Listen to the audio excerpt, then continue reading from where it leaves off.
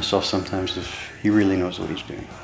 You don't fake it with camera edits or anything. It's not magic. He's locked into something that's going to kill him if he doesn't get out. You hope like heck he'll escape from it, but that little part of the animal in you thinks, oh yeah, wouldn't it be, you know, it would be awesome if he didn't. I would have been here to see it. Escape or die!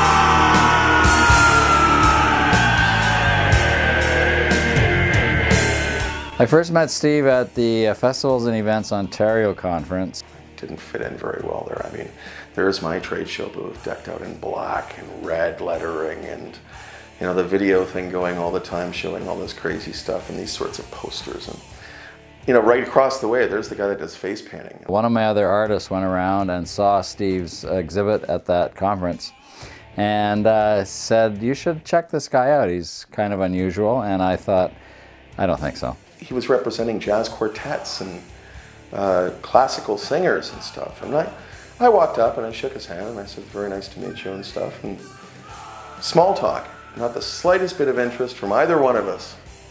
And then later on, Steve came over and he introduced himself, and he's an intelligent, loquacious guy, and I thought, you know, there could be something here for us to work together, so that's how I came upon Steve Santini.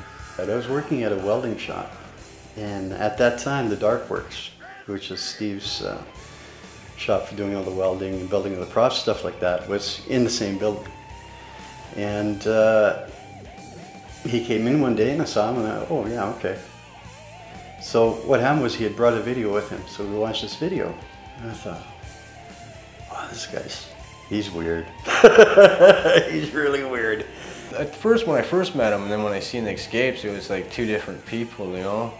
He's such an intelligent person and stuff like that, and then you like doing escapes and stuff just doesn't seem that really intelligent, you know? You're putting yourself in that kind of situation. I first met Steve by, I was searching online for people that might like my band and I could work with or whatever, and I met Steve and it went from there. And that band died and I ended up just helping Steve. Came in about the same time as the Ripper. I think the best reaction that showed me I had the right track for the stage performance was 2 years ago. I was playing in Hamilton, and my audience was predominantly 25 and under, which is good for me. We saw how good that night. We did this one escape that Tim built called the Ripper. The Ripper's a fan favorite. It's a diabolical machine, drills and nails and chains and shackles inching its way towards your face, and takes a while to get out. If you really think about it, it's not exactly something that you would want to even get your hands caught in, let alone having it coming at your face. And I'm working at picking all these locks in full view, and this thing's getting closer and closer and closer. And these young people in the front row, right near the stage, which had seen everything. Well, their generation has seen everything. You know, we've seen horror movies, we've seen splatter, we have YouTube, and they were screaming, just screaming. This thing's 6 inches, and then it's 4 inches, then it's 2 inches. And they're absolutely horrified. Now, of course, you could reason, well, it's electronic. Somebody could go, pop, pull the plug. But that's the beauty of it. That's how you know you've drawn them into that world. That's a memorable event for me, when these people are out there just screaming. I wasn't expecting it to be that intense, you know?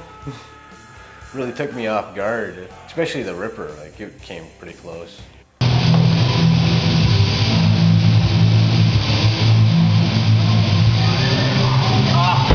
I read about this guy that did all this weird stuff. You know, the guy was hanging from cranes and getting shackled and thrown in lakes, and I thought it was a book of fiction. So I started doing this stuff for real. I'm like, my parents are getting calls, like, your kid's here, he's chained up in my kid's bike lock, he's going to jump into our pool. It's a miracle that I lived long enough to keep doing the level of stuff we're doing now, because I look back now and I realize it was that early stuff I did when I was a kid that should have killed me. Then when I was 14, I ran away from home, which probably wasn't a very wise move. My folks are great. It was my own youthful wanting to go and work for a locksmith. I went from the age of 14, I worked for a locksmith for 3 years. It was a year before he let me touch anything. Customers would be coming in for stuff they left a week before, and all of a sudden it was gone. You know, and the money was in the till. I liked it because it was, it was an evolution. You need knowledge. And for the escapes I wanted to do, I honestly thought you did this stuff for real. The magicians I got to know later, the illusionists, they're using gimmicked stuff. They're using, you know, their own cuffs, their own locks. I actually started doing this, you know, going to cop shops. I was 14, 15, and saying, look, you know, I'll show you guys a trick with your handcuffs, lock me up. And that became jail cells, and then that became bank vaults.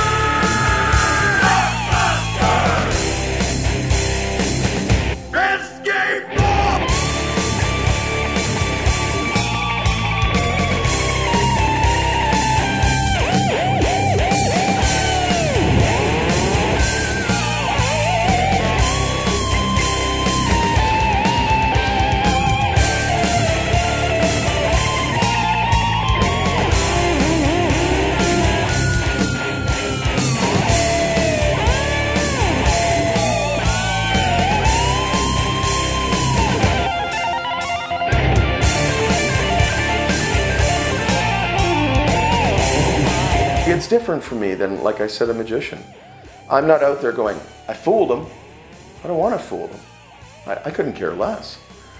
I want them to believe it, and I want them to be with me in that moment. There isn't a trick involved. It seemed that there was nothing involved except he's put in a horrific situation, and he has to get out of it using his wits. He doesn't have, you know, anything that, it's not an apparatus that's been built for the escape, but it could be anything, and he'll get out of it. Because it's not an illusion. Okay, if he burns, he burns. You know? If the Ripper drills into his face, it drills into his face. There's no wire there that he can pull and go, oh, I can get away. He can't. It's his wits and his knowledge and his professionalism. The guy that made lobotomy is Tim Hill, and he also made the Ripper. There's an angle grinder on a thin strip of steel above your head. And you've got to get out of your restraints and unplug this thing in time, because once it cuts through that thin strip of steel, it's going to drop into your head doing 9,000 revolutions per minute.